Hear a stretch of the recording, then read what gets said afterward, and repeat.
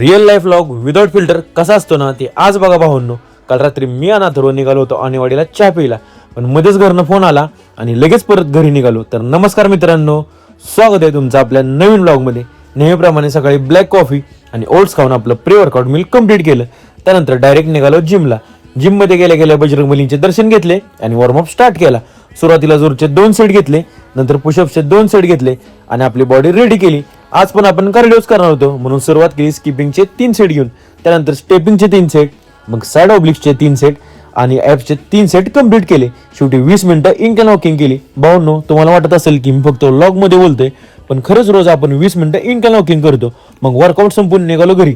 जाताना श्रीभाऊकडून फॅन घेतले आणि ते शॉपवर नेऊन ठेवले आणि आज जरा घरी नियोजन लावावं म्हणलं म्हणून निघालो मार्केटमध्ये. जाता आता आपल्या आक्याला कामावर सोडला आणि तिथनं चिकन घेऊन आलो घरी. थोड्या वेळानं आवरून निघालो बाहेर.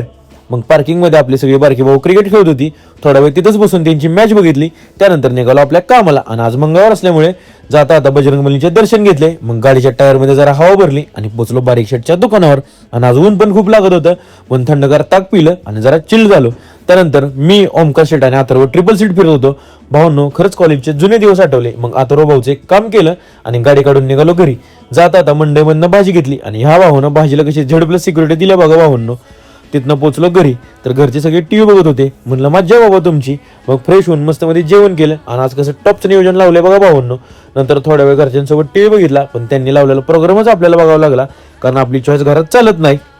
मग शेवटी थोडा वेळ आराम केला आणि उठल्यावर एक ग्लास मस्त मध्ये सरबत पिला. आजचा दिवस एकदम निवांत गेला. व्हिडिओ वाटला असेल तर तुमच्या ह्या भावाला नक्की फॉलो करा.